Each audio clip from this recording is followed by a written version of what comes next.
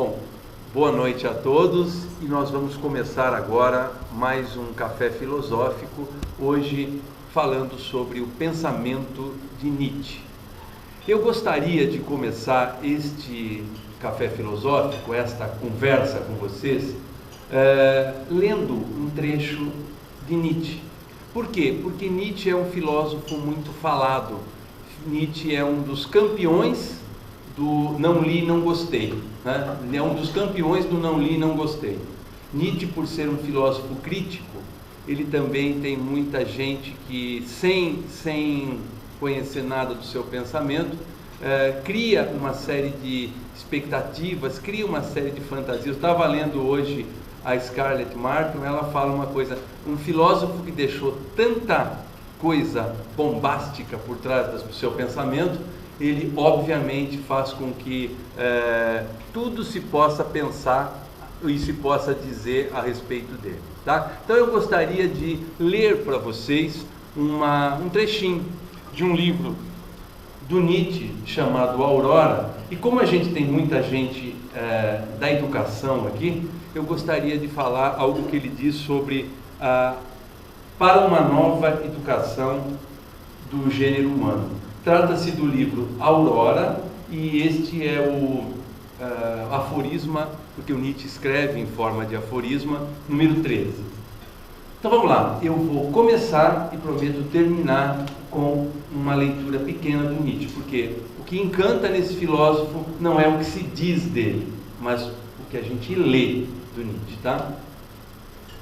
Colaborem numa obra, vocês que são prestativos e liberais.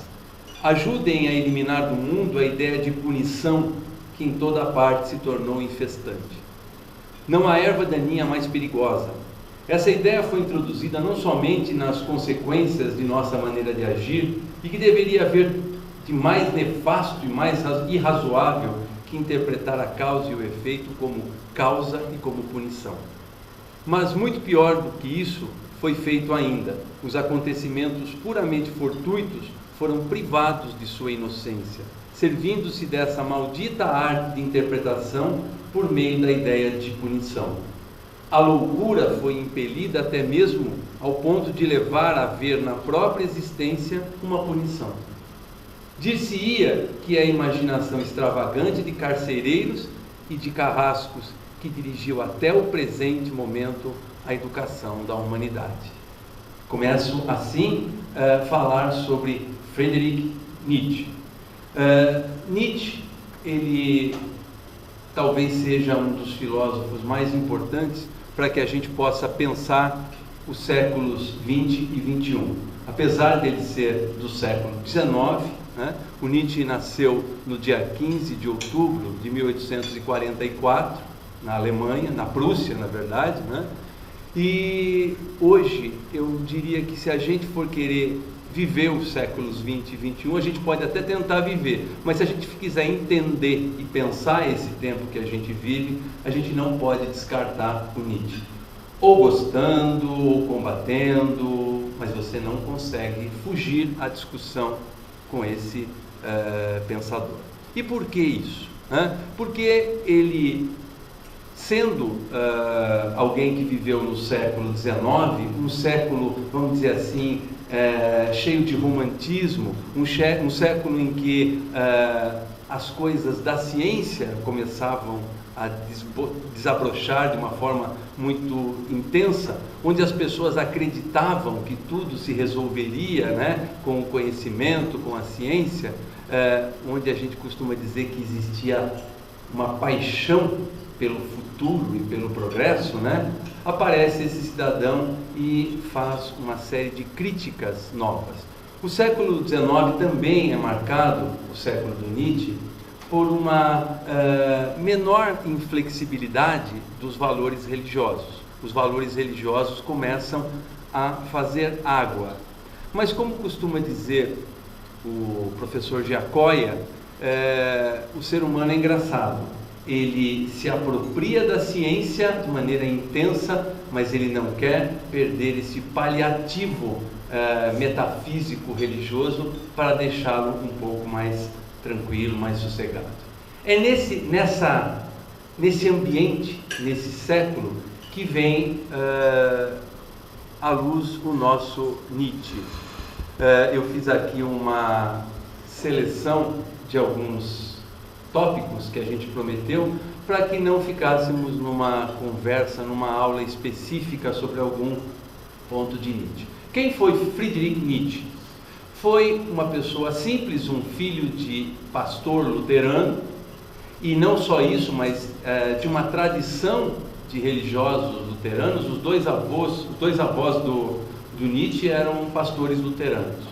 E o seu pai, uma pessoa respeitadíssima no lugar onde ele morava, Hocken, tinha aí, por parte das pessoas da família e da cidade, uma respeitabilidade muito grande.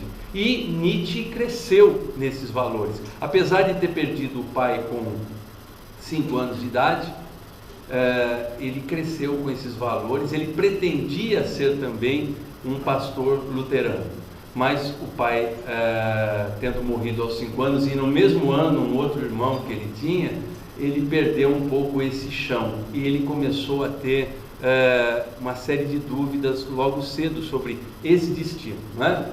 Tem uma passagem interessante. O pai do Nietzsche, o pastor, fez o batismo do Nietzsche quando ele nasceu, e nesse batismo ele teria dito, esse senhor, né, o pai dele, que será que esse menino será o bem ou será o mal? Será que ele fará coisas boas ou coisas ruins para o mundo? E aí diz que ele começou a descrever tudo que poderia se passar de bom ou de ruim para o menino, né, recém-nascido. Muito tempo depois, o Nietzsche vai escrever esse livro aqui, pessoal. Já no fim da sua vida, né, da sua época produtiva, ele escreve um livro e dá o nome de Além do Bem e do Mal. E é justamente sobre isso que eu quero discutir com vocês. Bom, o que acontece na cabeça do Nietzsche? O Nietzsche, que vivia nesse ambiente religioso, nesse ambiente com valores consolidados, nesse ambiente com absolutos por todos os cantos, ele, quando consegue vamos dizer assim, se desvencilhar dessa rotina religiosa que era a sua vida, ele vai estudar filologia clássica. Filologia, justamente o estudo das palavras. Ele, que não era ainda, não tinha ainda intenção de ser filósofo, não se achava competente para ser filósofo, foi estudar filologia clássica. E ele se encantou com o estudo da Grécia arcaica, que a gente chama, e ele chamava também, de o período helênico. E ele começou a perceber certas coisas, ele via o tempo dele, analisava a situação religiosa, cheio de valores estabelecidos, e começou a pensar na forma que o heleno vivia, que o grego arcaico vivia. E ele acabou percebendo algumas coisas. Os gregos do período arcaico, isso antes de Sócrates, né, antes daqueles que a gente chama de filósofos pré-socráticos, essa gente vivia, vamos dizer assim, de forma muito ligada à mitologia. A mitologia grega era uma forma de interpretação do mundo, como qualquer mitologia, uma forma séria, uma forma cuidadosa de interpretação do mundo, que tinha por mediação não o que a gente tem hoje, que é a verdade, mas a arte. A arte mediava este saber que a gente chama de mítico hoje. O Nietzsche descobre que na vida do grego arcaico, do helênico, vai brotar uma alegria pela vida.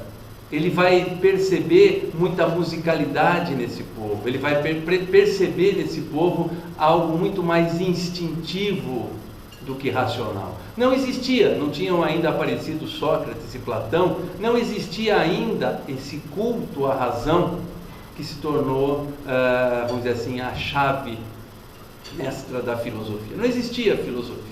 E ele percebe que existia nesse mundo grego um amor muito forte pela vida. A vida que ele vai chamar de vida trágica. Ele vai enaltecer a tragédia grega. Muitos confundem essa tragédia grega com o teatro grego formal. Na verdade, o Nietzsche vem falar sobre a vida do grego como uma vida trágica.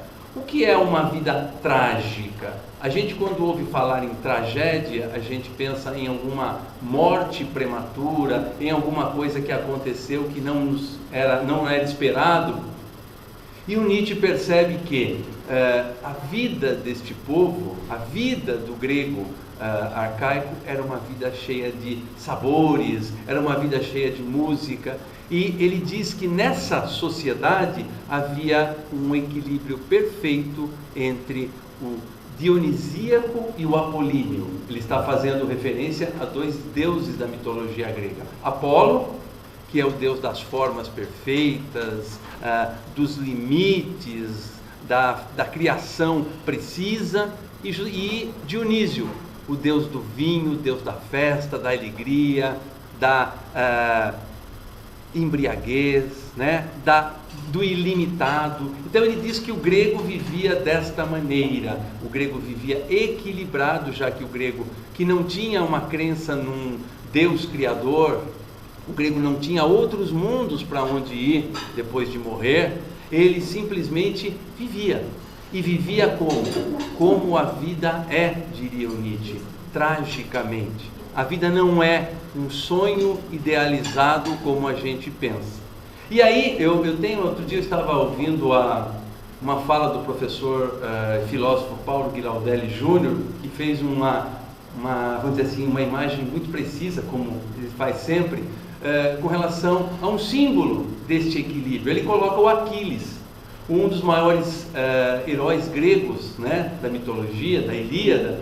O Aquiles é exatamente a personificação do espírito de equilíbrio entre o apolíneo e o dionisíaco. O Aquiles é bonito, o Aquiles é perfeito fisicamente, o Aquiles tem movimentos estudados, regrados, o Aquiles tem uma técnica de luta apurada. Por outro lado, o Aquiles é o sujeito que ele é desobediente, ele é desregrado, ele não quer lutar, ele é violento demais, ou seja, ele é um herói, ele é o maior herói. O que acontece com esse herói?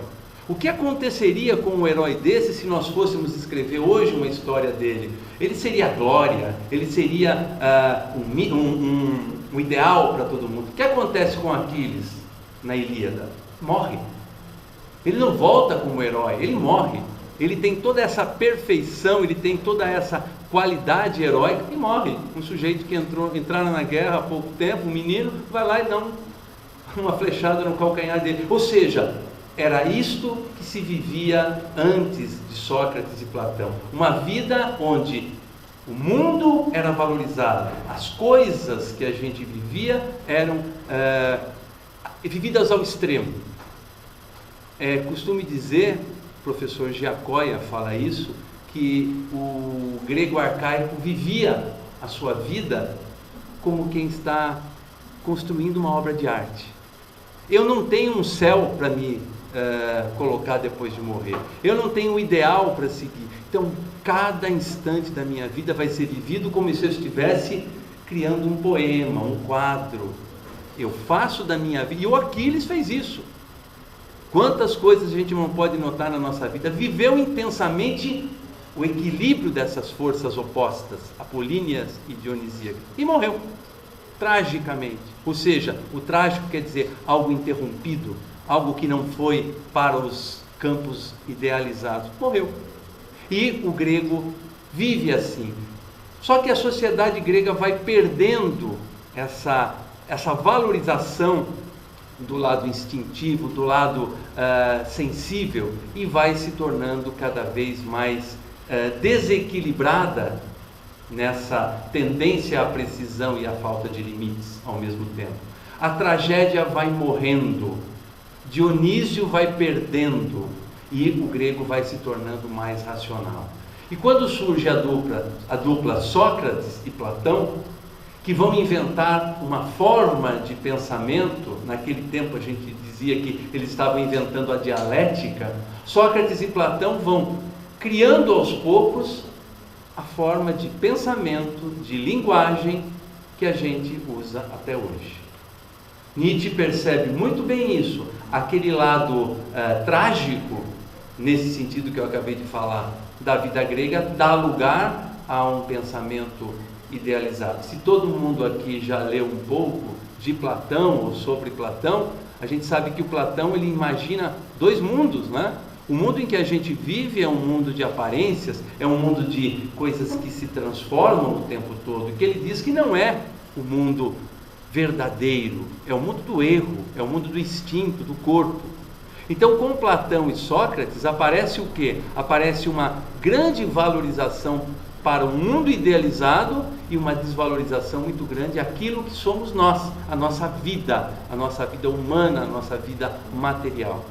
E o Nietzsche percebe que isso se perde no povo grego, e com a vinda do cristianismo, os valores judaico-cristãos que vamos dizer assim, que sustentam o cristianismo e a filosofia socrático-platônica criam uma forma de ser, que a gente chama hoje de mundo ocidental, que tem, vamos dizer assim, que tem como características básicas idealizar mundos.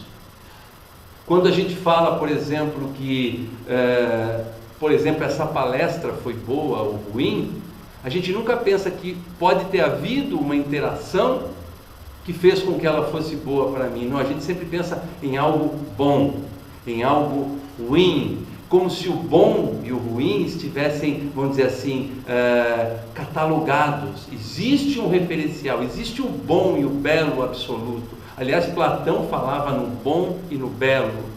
Então, nós temos essa visão de mundo idealizada. Nós temos o tempo todo um pedir e dar razões para tudo que a gente faz. Nós temos o tempo todo essa culpabilidade, né? Todo mundo está, como a gente leu agora, né? A punição, quando eu estou fazendo alguma coisa errada, parece que os absolutos todos, todas as entidades que a gente conseguiu criar para fazer com que um mundo qualquer valesse a pena, tivesse sentido, parece que está todo mundo de olho na gente, né? Tem alguma coisa me vendo aí. Pois bem, o Nietzsche percebe que esse tipo de pensamento sobre a vida é justamente uma influência socrático-platônica. Tem alguns textos do Nietzsche que ele faz aí uma crítica muito forte. Aliás, o Nietzsche faz crítica muito forte ao Platão. Nietzsche faz uma crítica muito forte ao cristianismo. Por quê? Porque o platonismo e o cristianismo, o Nietzsche dizia que o cristianismo é um platonismo para o povo. O platonismo, que foi um movimento intelectual muito interessante, muito forte, né? Na Grécia, ele não teria acesso a todas as pessoas. Mas quando se transformou em religião, quando se tornou religião, ele foi para tudo quanto é canto. A própria história da filosofia, se nós formos analisar, pessoal, é uma história que vem nesse fio condutor, neste ideal, nessa busca de alguma coisa que seja idealizada para que ela seja pensada racionalmente, para que ela seja discutida racionalmente. E outra coisa importante, o grego, o heleno, o que vivia essa sociedade mais trágica do que nós estamos pensando, eles não tinham a ideia de verdade, pessoal. Eles respeitavam a vida como uma coisa valiosíssima, como uma coisa deliciosa, como uma coisa que valia a pena ser vivida, mas eles nunca pensaram o que é a verdade da vida. O Nietzsche dizia que essas pessoas viviam a vida, antes de mais nada, obedecendo a essa vida, gostando de viver e não se preocupando o que era a verdade. A filosofia surge com Sócrates e Platão buscando a verdade. O cristianismo surge em busca de uma verdade, ou revelando uma verdade. O Nietzsche fala do Pôncio Pilatos, né, que diz num determinado momento, o que é a verdade? Né? O que é a verdade? Pois o cristianismo trouxe de Platão, de Sócrates, dos valores, essa busca pela verdade, que acompanha a história da filosofia. E o Nietzsche é um crítico muito grande à história da filosofia. Quando o Nietzsche surge no século XIX, ele vai ter muitos inimigos, principalmente entre os filósofos. Mas o que acontece com o Nietzsche? O Nietzsche tem essa percepção que eu acabo de falar, e ele pensa que esse mundo grego, esse mundo helênico, esse mundo em que a vida é valorizada e não a verdade sobre a vida, não a culpa, ele fala, a gente pode tentar resgatar isso. Esse mundo pode acontecer de novo de uma outra forma, esse mundo poderia ser vivido novamente. Então o que ele faz? Ele cria uma forma de filosofar, ele cria uma máquina de guerra como forma de filosofar, tanto que o Nietzsche diz que se filosofa a marteladas, né? A filosofia não é algo para ficar sendo discutida em academias, ele era muito crítico a isso. Ele diz que a filosofia tem que chegar e dar martelada para destruir aquilo que tem por aí, para poder construir alguma coisa. E o que o Nietzsche percebe? Ele percebe que existe uma queda na religiosidade das pessoas na Europa no século XIX.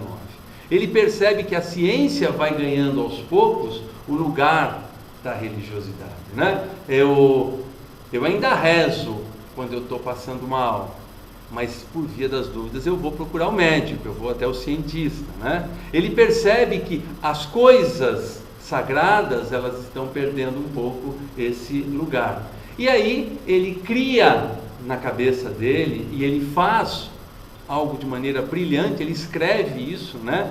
Já vista as quantidades de textos que a gente encontra por aí, ele escreve uma crítica muito ferrenha à moda, à forma que a gente vive no mundo chamado ocidental. E ele critica exatamente isso, ele critica a filosofia que busca um ideal, ele critica a filosofia que vê o mundo que nós vivemos como errado e o mundo eterno, o mundo racional como verdadeiro.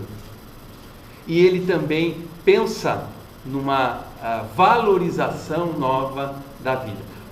Quando vocês chegaram aqui, algumas pessoas ouviram uma música tocando. Eu tinha colocado uma música de fundo para recebê-los, e essa música era a ópera Tristão e Isolda de Richard Wagner. O Nietzsche viu na música de Wagner um lado trágico, uma beleza trágica que, na sua maneira de ver, resgatava um pouco da beleza da vida helênica. E ele também, como os valores religiosos que ele herdara da sua família não estavam mais fazendo nenhum sentido para ele, ele foi ler toda a filosofia que encontrava, e ele encontrou um suporte, um amparo na filosofia de Schopenhauer. Arthur Schopenhauer, um filósofo também alemão, pouco antes do Nietzsche, no século XIX, havia feito uma obra belíssima, e ele tem um livro belíssimo chamado Mundo como Vontade e Representação, que mostra para nós que o que nós vivemos no mundo é justamente algo muito distante daquilo que nós podemos fazer. O Schopenhauer dizia que nós somos comandados no mundo por um poder que ele chama de vontade, que está sempre nos arrastando para fazermos alguma coisa que a gente nunca consegue, ou que quando a gente consegue, a gente rapidamente já se esquece e quer mais, a gente está sempre querendo mais. E o Schopenhauer é aquele filósofo materialista, ateu, que tem aí vamos dizer assim, um lado extremamente pessimista. O Schopenhauer, como ele diz, ele é pessimista por necessidade, porque se nós vivemos um mundo em que a vontade nunca pode ser acessada, se nós vivemos num mundo em que tudo que a gente quer está distante ou já é descartado, esse só pode ser o pior dos mundos que nós vivemos. E talvez um mundo que deva ser, vamos dizer assim, a gente não deva ter tanta atenção a ele. E o Schopenhauer dizia que melhor teria sido não estar vivo.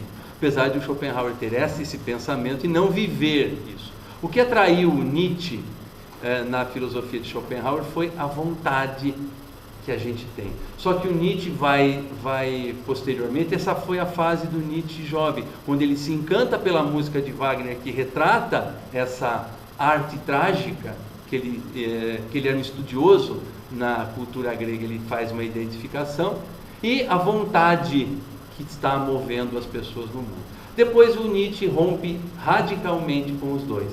O Nietzsche rompe com o Schopenhauer, porque o Schopenhauer era uma vontade pessimista, uma vontade culpada, e o Nietzsche pensa na valorização da vida. O Nietzsche vai ser o filósofo da valorização da vida, como vocês vão ver. Mas ele rompe. Quem já leu aí, quem já passou alguma vez pelo livro O Nascimento da Tragédia no Espírito da Música, vê como ele valoriza muito a arte. Porque mesmo Schopenhauer dizia que a brecha para esse estado de dor, desse estado de sofrimento na vida, por conta da não possibilidade da vontade de ser satisfeita, está na arte. A arte nos leva para um mundo mais sereno, a gente foge, mesmo que momentaneamente, dessa situação ruim. E principalmente a música. Ele argumenta isso maravilhosamente bem. Se um dia alguém quiser ler um livro maravilhoso, leiam Schopenhauer, O Mundo como Vontade e Representação. E ele vê na obra de Wagner um possível resgate desses valores trágicos para o povo alemão. Só que ele também rompe com o Wagner, porque o Wagner vai se tornando nacionalista demais, o Wagner vai se tornando antissemita também, o Wagner vai se tornando alguém que vai valorizar demais a cultura alemã, vai perder esse caráter transformador que o Nietzsche havia visto. Mas o que acontece? O Nietzsche passa a pensar o mundo como algo a ser essa cultura ocidental, essa cultura cristã, socrático-platônica, que limita a nossa vida, porque coloca este mundo, este corpo, estas vontades como algo errado, e o mundo bom, o mundo correto, o mundo da verdade, é justamente o mundo da razão, o mundo do pensamento, ou na religião, um outro mundo, uma outra situação, um outro ambiente, né? Para depois da morte. Então o Nietzsche fala, o que nós poderíamos viver, nós não estamos vivendo. O que nós poderíamos ser, nós não estamos sendo. O Nietzsche também faz uma crítica muito forte, né? À ideia de verdade. Por isso que ele não se filiou a nenhuma corrente filosófica e não deu continuidade a nenhum pensamento filosófico. Porque todos os pensamentos filosóficos estavam sempre procurando saber quem tinha a verdade. É Descartes, é Spinoza, Rousseau. Quem é que está com a verdade? O Nietzsche não. O Nietzsche fala, por que a verdade? Por que não viver uma vida respeitando esse mundo que é misterioso, que é trágico? Não dá para dizer que as coisas vão acontecer seguindo uma linha racional. O velho não vai morrer necessariamente antes do jovem. O grande herói que a gente tem não vai chegar até o fim necessariamente. A vida é trágica. E como ele percebia isso nos helenos, ele fala, por que a verdade? Quando Sócrates e Platão lançam essa busca pela verdade, esse tipo de pensamento que valoriza a vida morre. Esse tipo de pensamento que afirma a vida morre. E ele fala, o que é que nós colocamos no lugar? O Nietzsche fala muito na palavra niilismo. Niilismo é uma palavra que significa, grosseiramente, quando se perdem todos os valores maiores que a gente pode ter. E o Nietzsche, ele criticava, ele não via com bons olhos o niilismo como perda completa das esperanças. Eu sei que Nietzsche, pelo que as pessoas me falam, é sempre colocado como um filósofo depressivo, principalmente por quem não leu Nietzsche. depressivo, como é que pode, pessimista. Nietzsche, ele vai justamente contra esse tipo de pensamento. Para ele, o niilismo que acontece na nossa vida é nós perdermos os valores vitais. Nós deixamos de valorizar o nosso corpo, as nossas sensações boas, os nossos prazeres, para a gente se mirar num mundo para depois da morte, num mundo racional, num mundo que vai me cobrar uma série de verdades. Isso para ele é o niilismo. Ele fala dois tipos de niilismo, né? Ele diz que o primeiro niilismo acontece com o cristianismo e o platonismo, quando a gente deixa essa vida humana, essa vida material, essa vida instintual, para viver o absoluto, para crer que nós humanos vamos ter um dia acesso ao absoluto. Então a gente deixa os valores vitais essenciais para viver um mundo de promessa ideal, num outro ponto, que a gente não sabe que é. E ele também fala que isso acontece justamente depois da modernidade, quando o homem já não está mais colocando Deus em primeiro lugar nas suas... Ele continua colocando Deus em primeiro lugar para satisfazer essa necessidade metafísica de um cantinho para estar no momento em que eu achar que eu morri, né? Então, eu não vou morrer, porque um dia eu vou parar em algum lugar.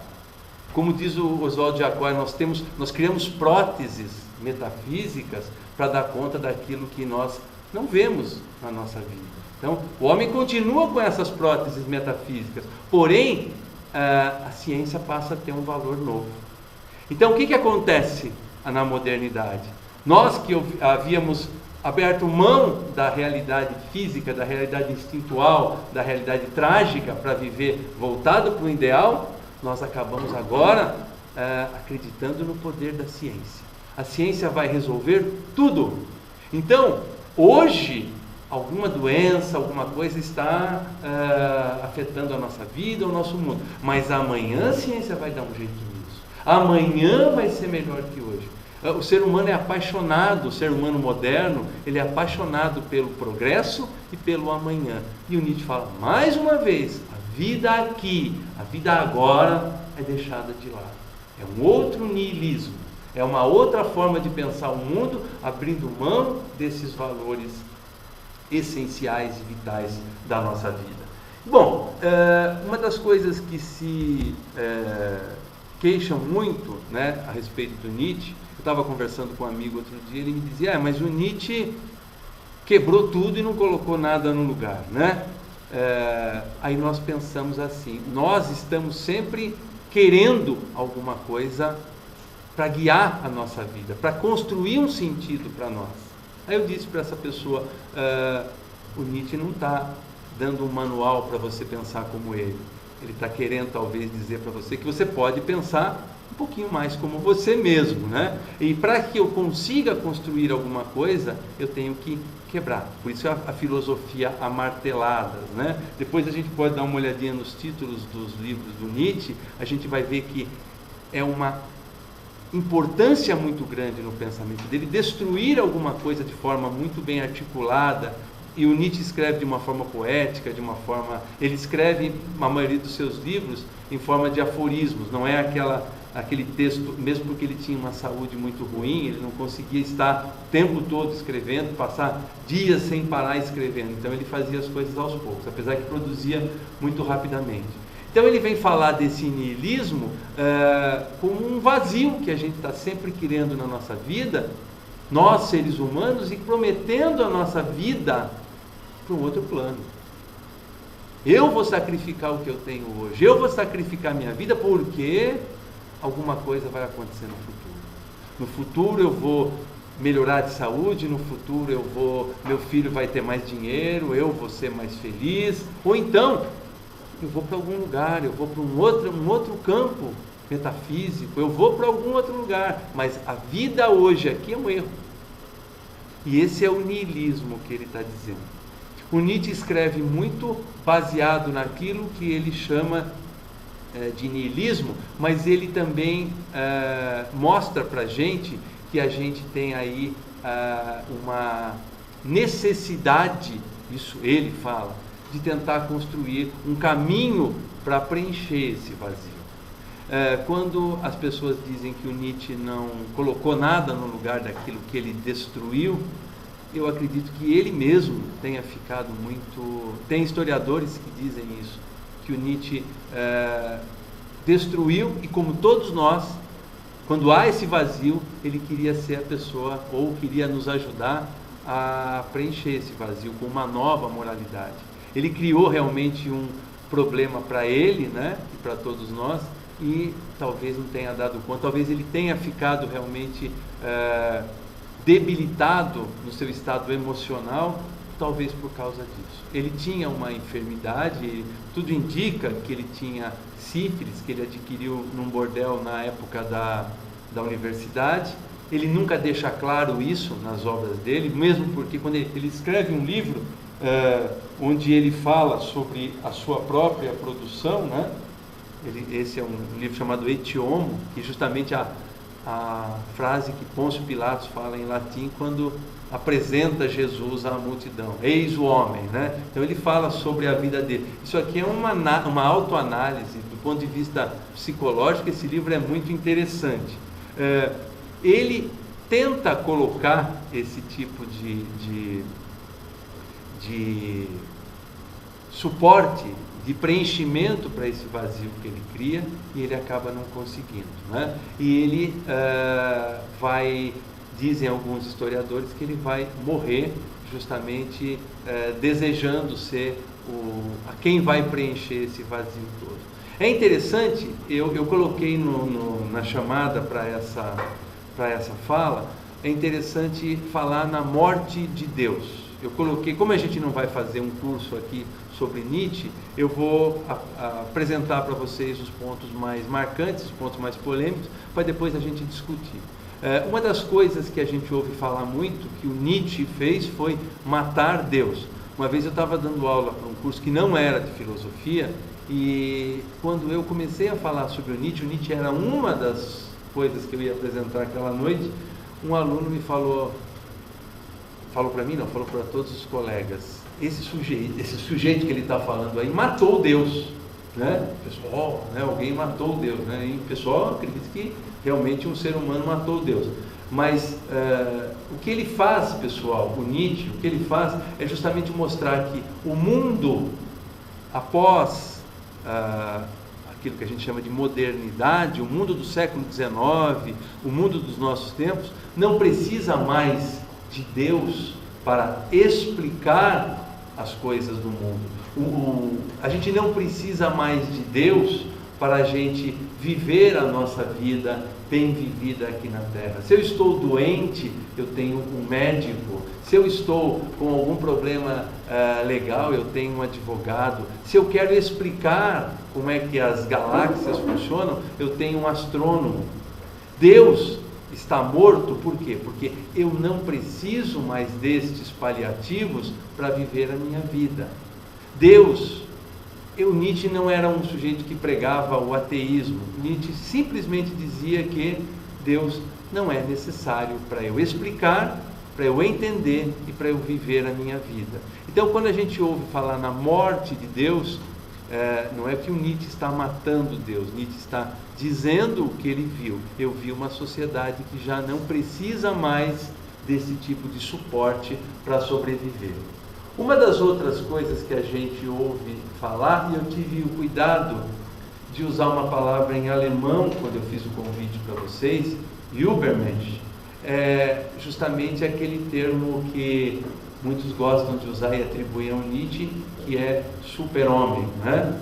Eu sou daqueles que, eu ainda falo essa palavra, eu tenho alguns colegas que jamais falam essa palavra, porque a tradução super-homem é uma tradução equivocada e que gerou muita coisa errada, gerou associar o Nietzsche ao nazismo.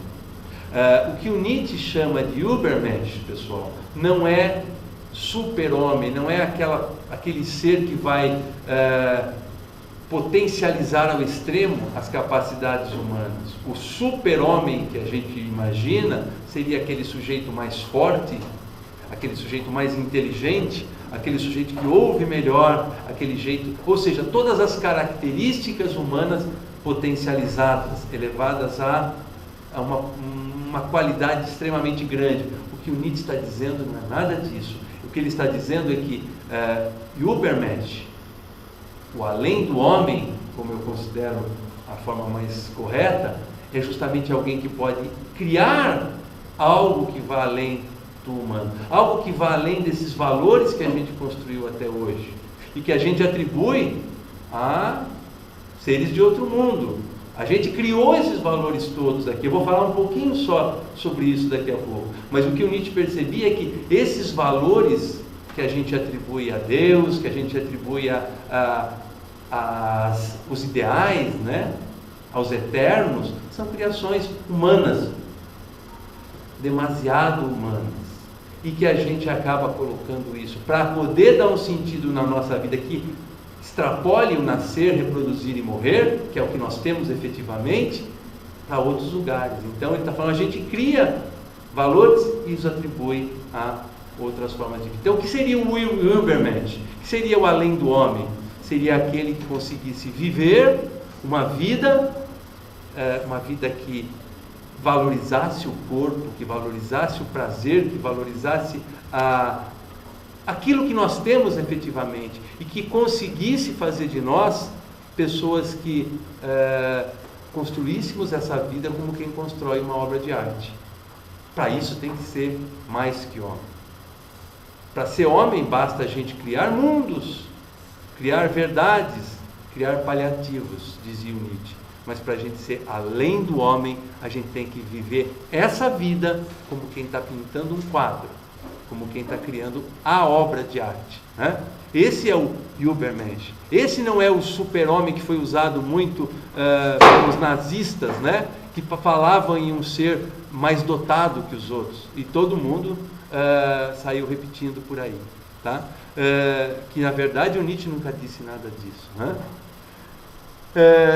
Outra coisa que a gente ouve falar muito sobre o Nietzsche é no Eterno Retorno. Todo mundo aqui que já ouviu falar um pouquinho de Nietzsche deve ter ouvido falar em Eterno Retorno. Eterno Retorno foi um insight que o Nietzsche teve uma vez. Estava andando, o Nietzsche andava no final da sua carreira produtiva, ele já tinha uma saúde péssima, estava aposentado da universidade e ele andava muito pelas montanhas. Ele dizia que filosofar é viver nas montanhas geladas, observando o mundo, percebendo tudo aquilo que a gente não percebe em condições normais. E num desses passeios, ele pensou que o universo é limitado, que a matéria é limitada, que as combinações entre as coisas são limitadas, mas o tempo não. O tempo não tem limite. Olha lá, a matéria é limitada, as combinações entre as matérias, entre as coisas, portanto, são limitadas. Só que o tempo é ilimitado. Então as coisas podem se repetir o tempo todo. E para esse tipo de raciocínio, ele percebeu que se tudo, é óbvio que isso não é o mais importante, se as coisas se repetem ou não, mas se tudo eu posso pensar que essa vida que eu estou vivendo há de se repetir infinitas vezes, cada segundo que eu vou viver daqui a pouco tem que ser vivido da forma mais intensa, melhor, mais gostosa, mais viva, para que possa valer a pena se repetir infinitamente. Esse é o pensamento do Eterno Retorno. Eu construí essa beleza de obra de arte da melhor forma que eu puder, porque ela vai se repetir muitas vezes. Esse é um pouquinho do Eterno Retorno. E outra coisa que eu gostaria de falar para vocês do Nietzsche, eu estou fazendo uma apresentação, quem quiser entrar nesse mundo, tem um monte de livros, depois pode pegar os nomes aqui, só não vou emprestar os meus, né? Porque também gosto de estar estudando o tempo todo, né? Mas uma das coisas importantes que eu queria dizer para vocês é com relação à construção dos valores morais. Com relação a isso, eu já falei agora há pouco, o Nietzsche sempre vai dizer que a gente atribui a Deus, a gente atribui a lógica, a razão, mesmo muitos filósofos que tiram Deus, né, dessa especulação acerca dos valores morais, colocam uma verdade chamada razão. O Platão falava no bem supremo, né? No belo supremo. E o Nietzsche faz aí uma crítica a isso.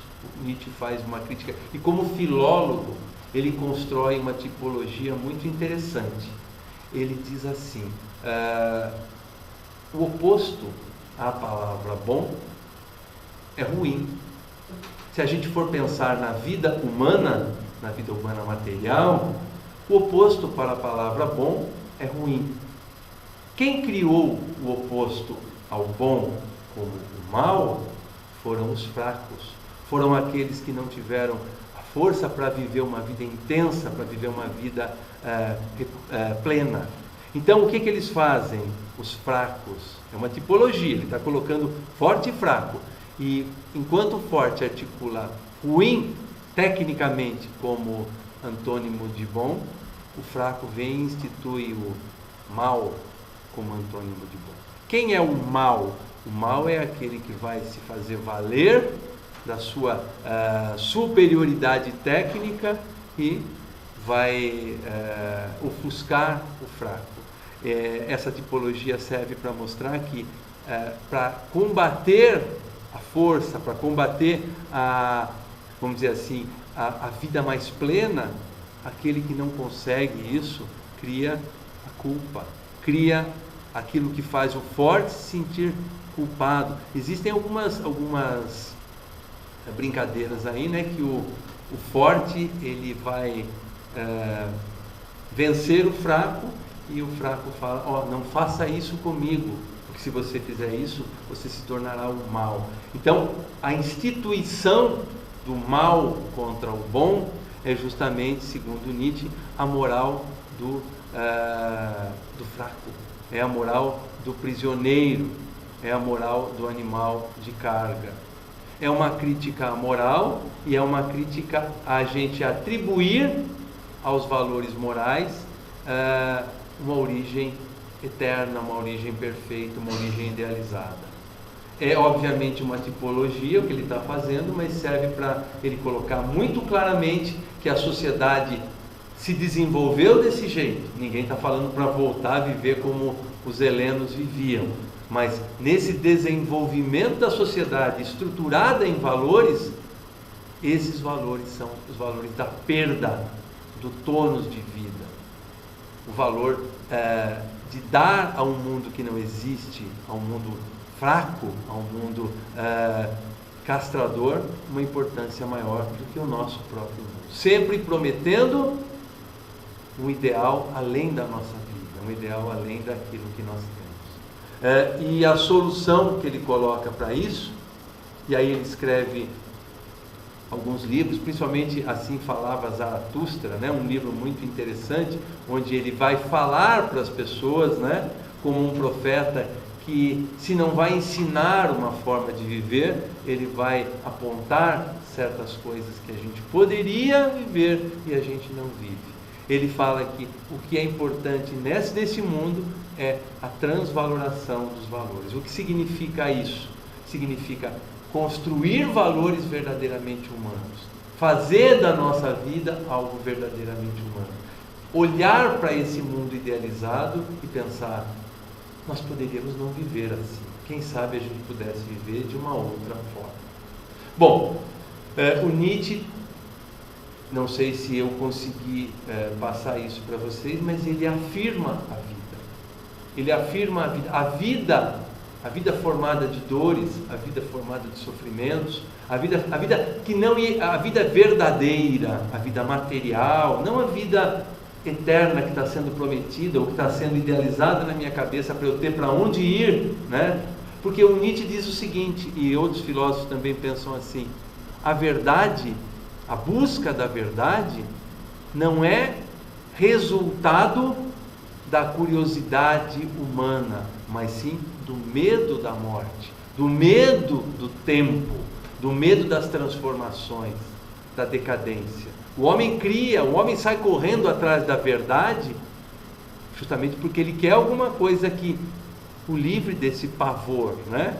Esses valores construídos por ele, homem, Por conta desse medo da morte, ele coloca nas mais diversas origens. Então, o conselho que ele dá, ele morreu com as obras inacabadas, justamente que a gente pense em transvalorar esses valores, criar valores novos, que façam que a nossa vida possa ser vivida efetivamente cada momento, como se a gente estivesse criando uma obra de arte.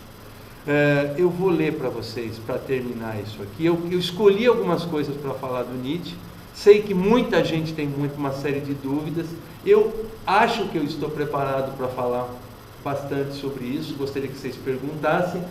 E eu apenas escolhi essas coisas para que a gente pudesse ter ideias, ter dúvidas para poder perguntar. Deixo vocês com uma passagem do Assim Falava Zaratustra, em que ele vai fazer aí como é que eu posso dizer, ele vai conclamar as pessoas que pensam de maneira nova, que pensam a favor da vida, a ter uma postura um pouquinho mais, vamos dizer assim, de valorizar essa. Ele escreve assim: solitários de hoje, vós, os afastados, sereis um povo algum dia. Vós que vos haveis entreescolhido a vós mesmos, formareis um dia um povo eleito, do qual nascerá o além do homem.